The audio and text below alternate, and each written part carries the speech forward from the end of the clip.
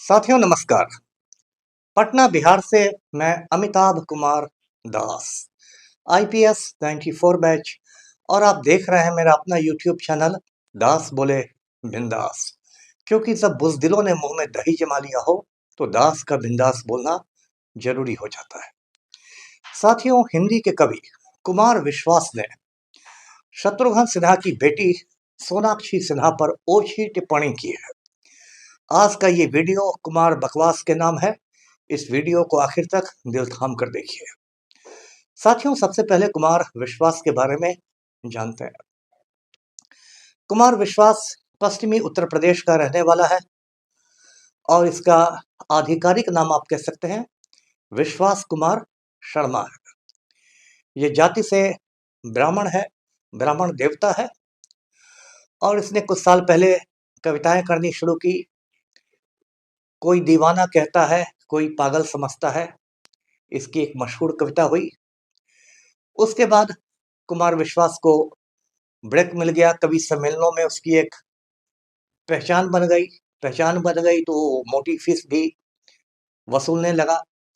सरस्वती के साथ साथ लक्ष्मी की भी कृपा हुई। मर्सिडीज कार में भी घूमने लगा, अच्छी खासी संपत्ति भी बन गई। दुबई तक जाकर कवि सम्मेलनों की अध्यक्षता करने लगा, मुशायरों की सदारत करने लगा और एक जाना पहचाना नाम हो गया। अब जब नाम हो गया तो फिर राजनीति की खुजली भी शुरू हो गई। राजनीति की खुजली शुरू हुई तो कुमार विश्वास आम आदमी पार्टी में शामिल हो गया। आम आदमी पार्टी के एक बड़े नेता हैं मनीष सिसोदिया, दिल्ली के उप मुख्यमंत्री भी रह चुके हैं। कुमार विश्वास और मनीष सिसोदिया बचपन में दोनों एक ही स्कूल में पढ़ते थे, एक ही क्लास में पढ़ते थे, सहपाठी थे। मनीष सिसोदिया की वजह से कुमार विश्वास आम आदमी पार्टी के बड़े नेताओं में शुमार किया जाने लगा। 2014 में जब लोकसभा चुनाव हुए तो राहुल गांधी के खिलाफ अमेठी से कुमार विश्वास ने चुनाव लड़ा। चुनाव में उसने अपना आधिकारिक नाम ही नामांकन पत्र में दाखिल किया, विश्वास कुमार शर्मा। और जैसा राजनीति में होता है, भारतीय राजनीति में अपनी जाति के नाम पर घूम घूम कर वोट मांगते रहा कि भाई मैं तो ब्राह्मण हूं, मैं तो ब्राह्मण हूं, ब्राह्मण हूं। खैर, इससे कुछ हुआ नहीं। कुमार विश्वास चुनाव में बुरी तरह हार गया। विश्वास कुमार शर्मा का जादू किसी ब्राह्मण पर भी नहीं चला। उसके बाद कुमार विश्वास की लार टपकने लगी कि आम आदमी पार्टी से वो लोकसभा में नहीं जा सका तो कम से कम राज्यसभा में तो चला ही जाएगा। लेकिन जब राज्यसभा टिकटों का ऐलान किया केजरीवाल ने, अरविंद केजरीवाल ने, तो उससे भी कुमार विश्वास का नाम गायब था। धीरे धीरे कुमार विश्वास की जो दूरी थी वो आम आदमी पार्टी से बढ़ने लगी। अब ये जो लेटेस्ट विवाद पैदा हुआ है, लेटेस्ट विवाद इसलिए हुआ है क्योंकि कुमार विश्वास ने मेरठ के एक कार्यक्रम में कहा, क्या कहा, सुनने वाली बात है। उसने कहा कि अपने बच्चों को रामायण की शिक्षा दो, गीता के बारे में बताओ, नहीं तो ऐसा होगा कि घर का नाम रहेगा रामायण और कि घर की लक्ष्मी को कोई और उठा कर ले जाएगा। अब ये बात अन्योक्ति अलंकार में कही गई थी, वक्रोक्ति अलंकार में कही गई थी, लेकिन समझने वाले समझ गए, ना समझे सो अनाड़ी है। सबको पता है कि जो फिल्म अभिनेता है शत्रुघ्न सिन्हा, बंबई में उनके बंगले का नाम है रामायण, क्योंकि शत्रुघ्न सिन्हा 4 भाई हैं, राम लक्ष्मण भरत शत्रुघ्न। शत्रुघ्न सिन्हा के 2 बेटों का नाम लव और कुश है। और शत्रुघ्न सिन्हा, जिन्हें बिहारी बाबू के नाम से भी जाना जाता है, उनकी एक ही बेटी है सोनाक्षी सिन्हा, जिन्होंने हिंदी फिल्मों में काफ़ी अच्छा काम किया है। सोनाक्षी सिन्हा ने कुछ महीने पहले एक मुस्लिम युवक से शादी की है जिसका नाम है जहीर इकबाल। ये प्रेम विवाह है। तो कुमार विश्वास की ये टिप्पणी सब लोग समझ गए कि एक तरह से शत्रुघ्न सिन्हा और सोनाक्षी सिन्हा पर की गई ओछी टिप्पणी है, जो कविराज की संकीर्ण मानसिकता का परिचायक है। अब ये टिप्पणी कुमार बकवास ने क्यों की?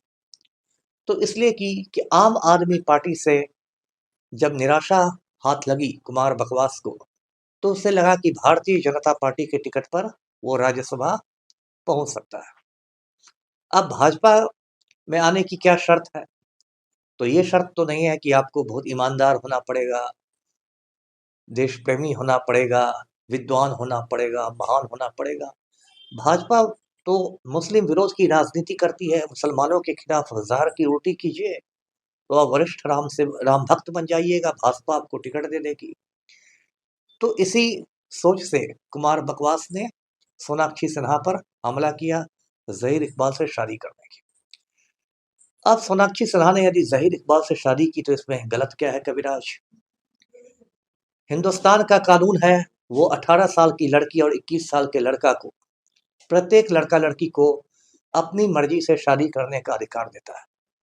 उसे हिंदुस्तान का राष्ट्रपति भी नहीं रोक सकता, और शादी करना बिल्कुल व्यक्तिगत मामला है, पर्सनल मामला है। सोनाक्षी सिन्हा कोई कुमार बकवास से अनुमति लेकर शादी नहीं करेगी, और इसलिए कहा भी गया है कि मियाँ बीवी राजी तो क्या करेगा काजी। और यदि सोनाक्षी सिन्हा ने किसी मुसलमान से शादी की तो उसमें क्या गलत है? क्या मुसलमान इंसान नहीं होते हैं? मुसलमानों से बहुतों ने शादी की है और बहुत सफल शादियां हुई हैं। शर्मिला टैगोर जो हिंदी फिल्मों की बड़ी अभिनेत्री है, उसने नवाब पटौदी से शादी की, जिनका नाम मंसूर अली खान था, पटौदी के नवाब थे।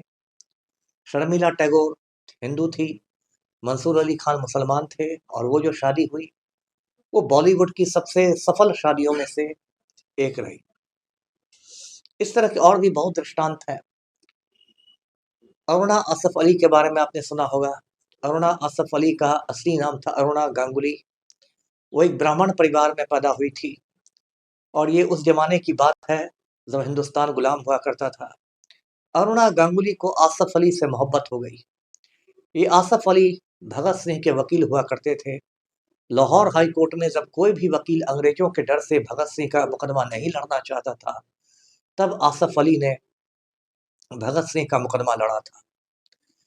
तो अरुणा गांगुली को आसफ अली से मोहब्बत हो गई, और उस समय अरुणा गांगुली की उम्र थी 20 साल, आसफ अली की उम्र थी 40 साल। अरुणा गांगुली के रिश्तेदारों ने उसे समझाया कि एक तो ये मुसलमान है, उस पर से तुम्हारी दोगुनी उम्र का है। लेकिन अरुणा गांगुली ने कहा कि शादी तो मैं किसी बहादुर आदमी से ही करूंगी, किसी कायर या बुज़दिल से नहीं करूंगी। अरुणा गांगुली ने आसफ अली से शादी की, और शादी के बाद वो अरुणा आसफ अली बन गई। 1942 में जो भारत छोड़ो आंदोलन हुआ था, उसकी नायिकाओं में से अरुणा आसफ अली का नाम याद किया जाता है, और बंबई के ग्वालियर टैंक मैदान में तिरंगा लहराकर वो भूमिगत हो गई थी। ग्वालियर टैंक मैदान का अब का नाम है अगस्त क्रांति मैदान। अरुणा आसफ अली को भारत के सर्वोच्च सम्मान भारत रत्न से अलंकृत किया गया था। कुमार बकवास को ये बात मालूम होनी चाहिए। तो मुसलमानों से शादी कर लेने से कोई गलत नहीं हो जाता। कबीरदास कह गए कि ढाई अक्षर प्रेम का, पढ़े सो पंडित होए। लेकिन ये कुमार बकवास जो आजकल कथावाचक बन के घूम रहा है, तिलक चंदन लगा के घूम रहा है, उसके दिमाग में नफरत का इतना जहर भरा हुआ है, इतनी संकीर्ण मानसिकता भरी हुई है कि वो सोनाक्षी सिन्हा जो उसकी बेटी के समान है उस पर तंज कस रहा है। और इसी कुमार बकवास से यदि लोग आज ये पूछें कि नरेंद्र मोदी अपनी पत्नी जसोदाबेन को प्रधानमंत्री आवास में घुसने नहीं देता है, इस पर आपकी क्या टिप्पणी है? तो कुमार बकवास डर के मारे खटिया के नीचे से घुस जाएगा, और खटिया के नीचे से उसकी आवाज आएगी कि यह व्यक्तिगत मामला है, व्यक्तिगत मामला है।